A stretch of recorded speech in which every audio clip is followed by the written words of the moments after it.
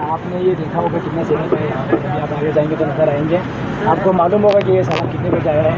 لیکن معذرت چاہتے ہیں کہ ہم کافی دیر کے بعد یہاں پر آئے ہیں, تو شاید آپ کو اس کے بارے میں محسوس ہے. لیکن آپ یہ اس نالی کے بارے میں آپ کتنے پریکٹیکلی جانتے ہیں؟ جی پہلے بھی جانتے تھے. 2019 کی اگست 14 اگست کو یہاں سیلاب آیا تھا. اس وقت یہ آسمانی بجلی لیکن پچھلے 3-4 دن سے ہماری جو گرمی کی مشینری ہے یا مشینری ہے وہ اس کی لگی ہوئی تھی.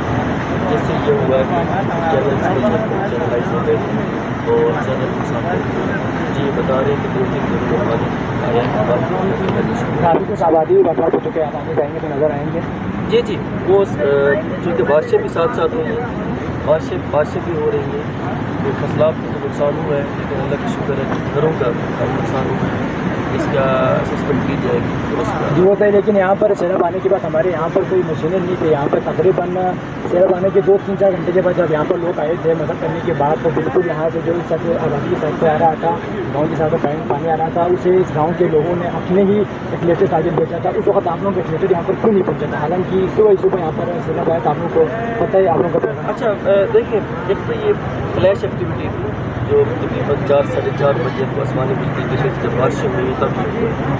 اور ہمارے 2 دن پہلے سے ایک مشینری شہری کلام میں لگی ہوئی تھی اور کچھ ہماری چندہ میں لگی ہوئی تھی.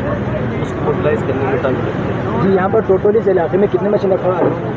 اس وقت ہماری 3 سے 4 مشینری لگی ہوئی ہیں. ٹوٹل رکھا ہوا کتنے آپ